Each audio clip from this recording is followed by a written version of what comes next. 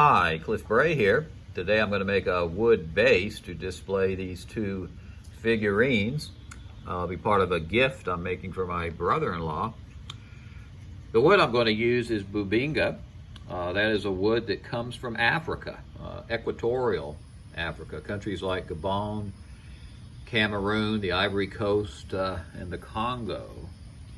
This particular plank I have in front of me here was cut from a larger plank I had purchased. It's about 28 inches long and about 7.5 inches wide, about an inch thick.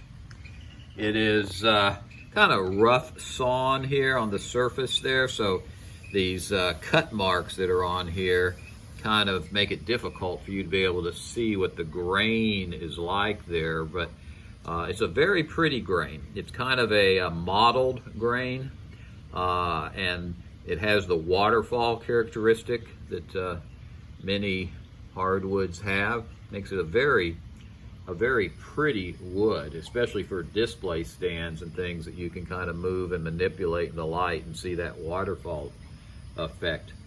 The trees are very large. I think this particular one was probably well over 100 feet tall when it was harvested. They get to be over 160 feet tall and over 8 feet at their base. You can kind of tell that by looking at the end here, and those age rings are almost vertical. There's just very little curvature to indicate even which way the center of the tree was, although it looks like it was to my left, but you can see very little curvature in those age rings there.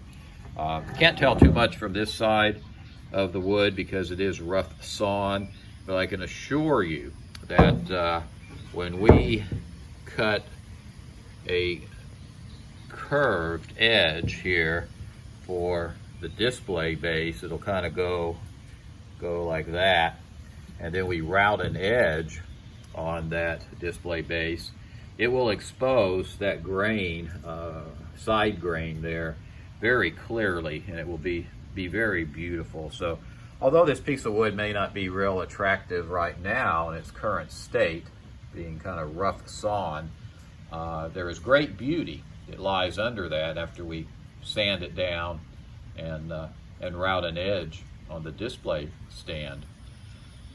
Some people like to take precautions when working with Bubinga.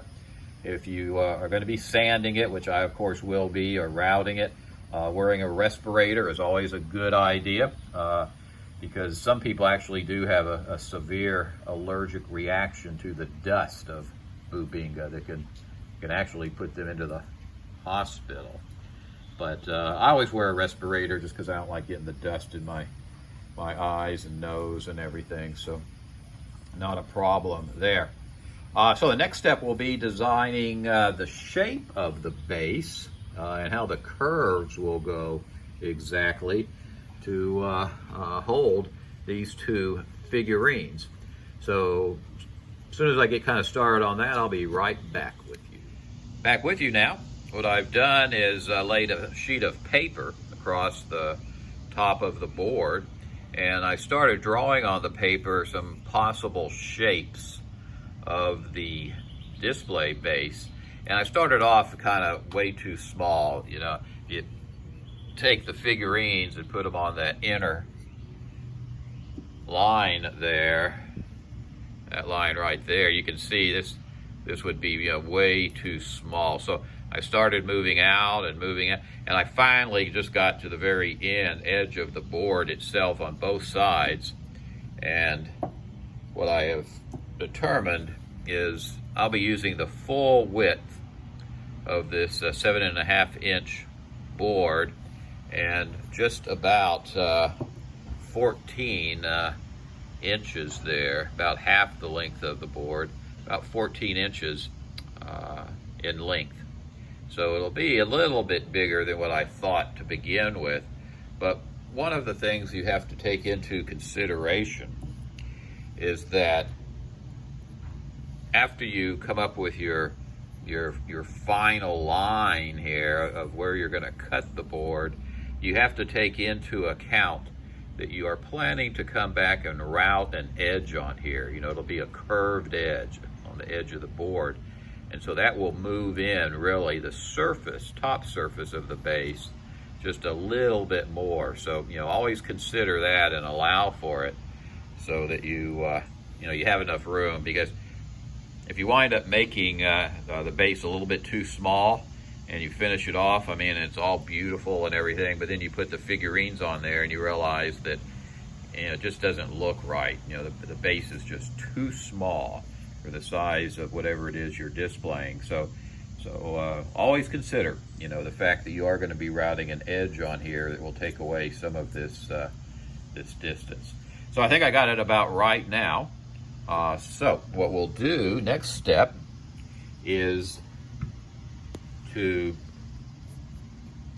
cut out this paper here, and then I will lay that piece of paper down on another piece of paper, so I'll have a nice clean version of the shape, and then I'll lay that new piece of paper that's cut out in this shape on the wood and decide if I need to make some more, you know, changes to the shape itself.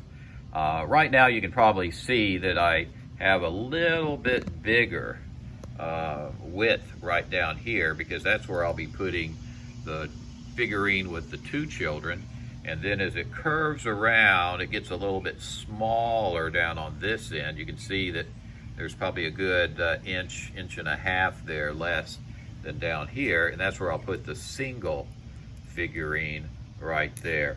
The plan is that in between the two figurines, which will be about like that, I will have a little block of wood, same wood, Bubinga, right here, standing up vertical, and on that piece of wood I'll have a little brass plate that just says, you know, happy birthday.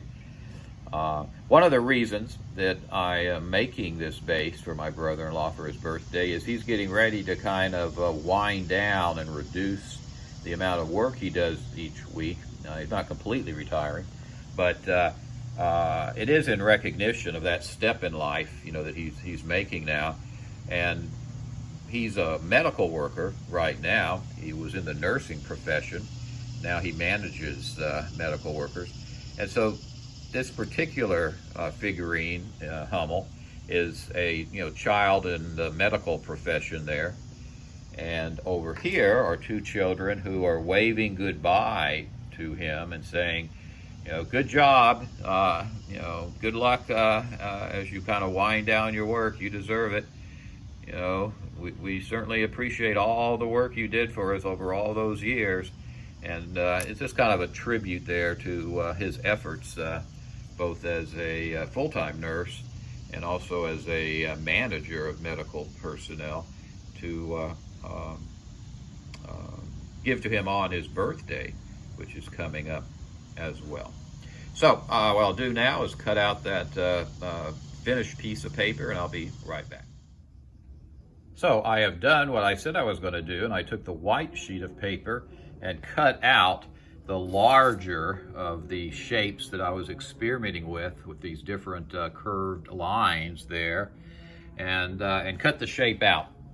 I then took the shape and put it on a piece of orange paper and traced the shape onto the orange piece of paper, and there it is right there. So now we have a nice clean sheet of paper here without the distraction of all these lines and everything there.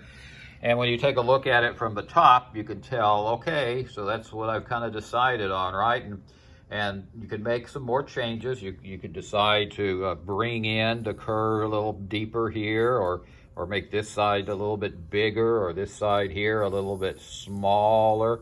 You know, whatever you want to do. But now is the time to do that, because what I'm going to do next is take a black marker pen here, and I'm going to outline the shape on this piece of wood.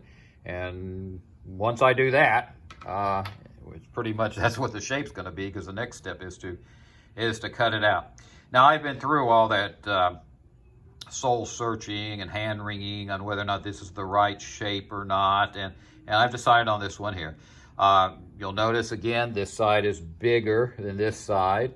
That's good for a couple of reasons. One, again, there's only going to be one figurine here and two here, but it also just makes it a more unique shape. Also, this end here is a little bit not quite so perfectly curved, you know, as this end is over here. And there's a reason for that too. It just makes it a little bit more unique, especially when you're talking about how you cut into this wood here and how the grains are going to warp and curve. It makes a difference if you can keep things just a little bit different all the way around than if you just use a very perfect curve, all right?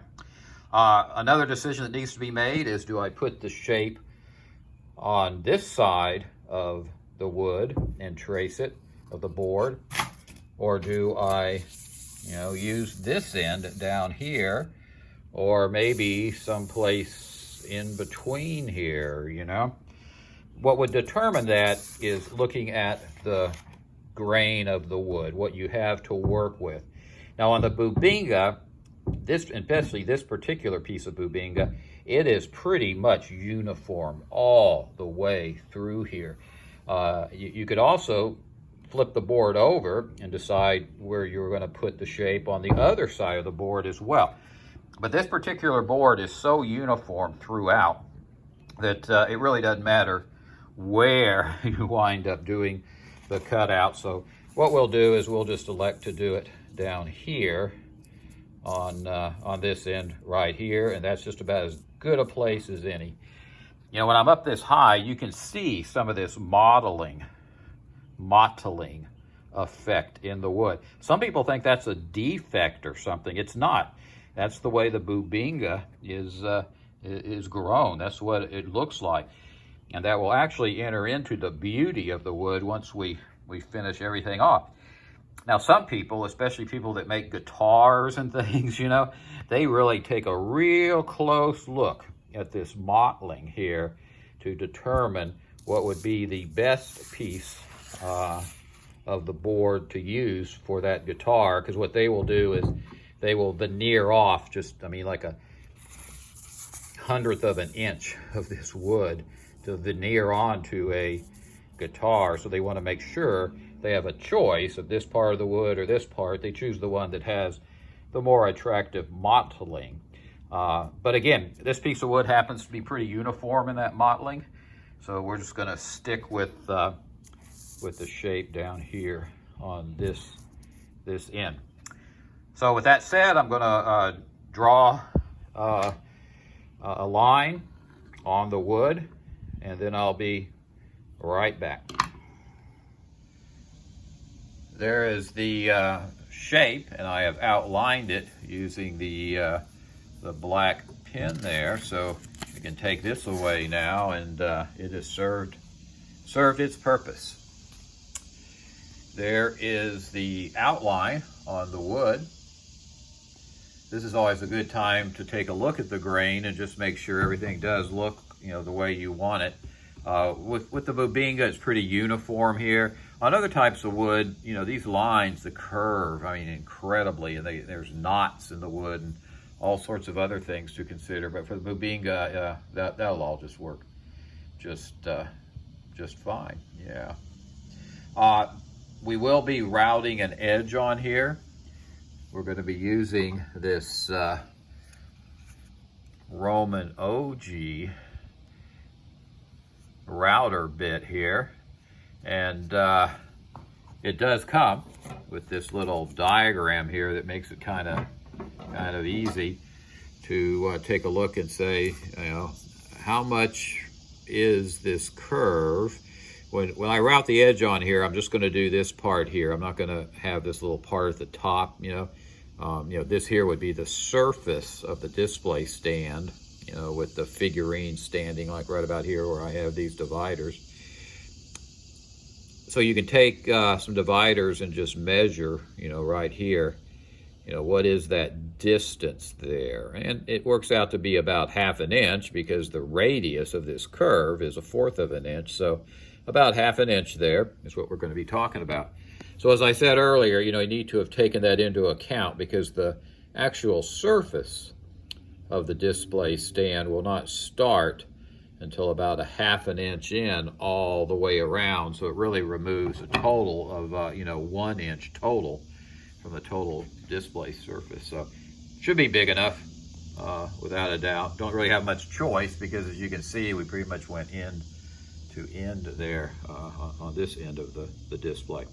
Next step is I'm going to take this outside and cut out the shape on the board here with a bandsaw. And as soon as I finish that, I'll be right back with you. Outside now, I'm going to be cutting out the shape using this bandsaw. But before I do, I just want to make a few comments about Bubinga wood and the effects that you'll have cutting out Bubinga. Bubinga is a wood with a fairly high specific gravity, around 0.88, with a 12% moisture content. So as you cut through that with a bandsaw, and I'm going to be using a bandsaw with about 14 teeth per inch, it's going to take a little bit longer as you progress than other woods, such as mahogany. As that bandsaw is cutting through the wood, if it's not good and sharp, it'll take longer, of course, to cut through the wood, and it'll wind up burning the edge. So second recommendation, in addition to having a bandsaw with about 14 teeth per inch, also use a new bandsaw blade when you're dealing with Bubinga. That 12% moisture content, I haven't measured that, but that's just what the tables say. I've had this particular piece of Bubinga in my garage for well over 6 months, so I'm pretty sure it's well dry and at about the state that you would want to be working on it. Always wear your protective gear. I've got a full face respirator. Again, Bubinga has been known to irritate people's lungs and eyes and nose, so I wear a full face respirator, but you can just wear one over your nose and mouth, and then use goggles as well. Going to be sanding as well here, so having gloves is always wise when doing that. So with those comments about Bubinga wood's specific gravity there, and the difficulty getting a dull bandsaw blade through there, the recommendation to have a new one with about 14 teeth per inch, I'll go ahead and cut out the shape, and I'll be right back with you. I'm about halfway through cutting out the shape, and I failed to mention that it's always wise to make these cross cuts when you're cutting a curved edge like this, because if you try to just enter the wood and just keep the bandsaw in there for a long distance, it will get hung up in here and bind, and it will heat up and maybe burn the wood. Where having these little cross cuts as you're cutting, these just all fall off, and it provides ventilation there and freedom for the bandsaw to move through, and you wind up with all these little small pieces of wood. What's interesting is when you take these and take a look at the end of them and the grain that is in there, you get an idea of what the final display stand will look like, because as you can see here, this is quite a different looking grain right there than just this kind of a normal end grain there. And that's because of the curve that is cut right here.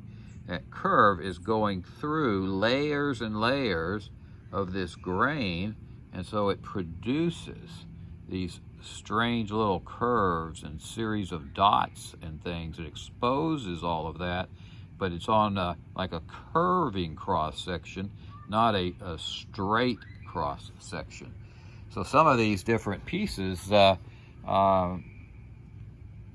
indicate what will lie ahead for the bigger piece. And although most people just throw these in the trash, the fact is each one of them is extremely, unique in the grain pattern that is formed because of that curve there that is, of course, unique. There's no other piece of wood on the face of the earth that will look just like that particular one. Maybe similar, but certainly not exactly the same. So I'm going to finish cutting out the shape. I'm then going to sand down the top. I'm going to sand down the edges here, and that will smooth out the curved edge there, because the bandsaw, of course, doesn't make that real smooth. With the sanding wheel, I'll be using a belt sander and a drum sander to do that sanding. And as soon as I get the shape cut out and do that sanding, I'll be right back. Here is the finished display base. I finished cutting out the shape using the bandsaw and sanded down the top using a belt sander. I finished off these edges here and made them nice and smooth curves using a drum sander. And after that, I used that Roman ogee bit to put on this curved edge all the way around, which produces these really nice variations in the grain there, as you can see. I finished the top off with a clear finish after sealing the wood, because I wanted to preserve kind of the natural look of the Bubinga, which it does. And all these splotches in here are actually what Bubinga looks like once it's finished off. As you move this around, what's interesting is a lot of those splotches and stuff start to kind of disappear a little bit or change the way they look. So that's part of the kind of the waterfall effect that's in this grain. I told you how I was going to display the figurines. So we will put the two children right over here and the medical professional over here. And here is the quote that I said I was going to put on a little block of Bubinga. This is by Theodore Roosevelt here. And it's a quote that definitely is applicable to the gift I'm giving my brother-in-law on the event of him kind of retiring from full-time work, at least. And again, the children are kind of waving goodbye to him.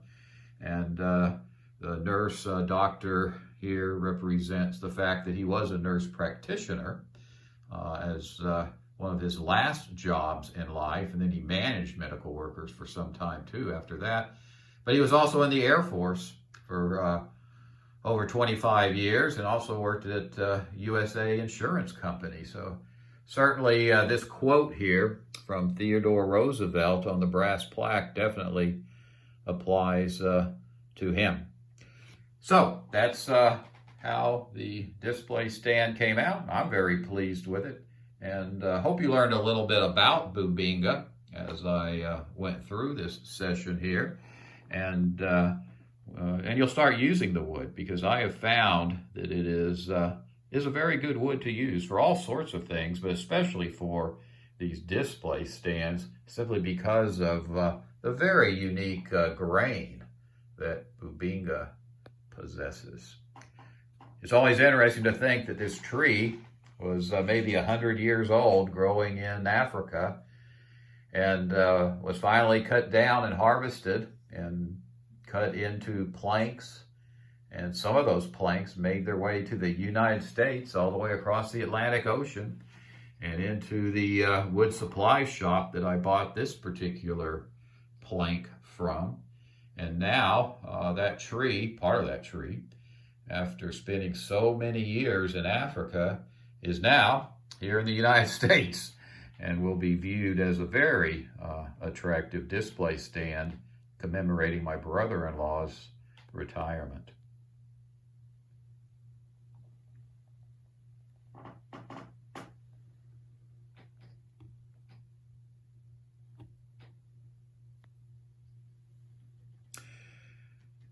So with that, I'll close this video and wish you the best in all of your woodworking initiatives.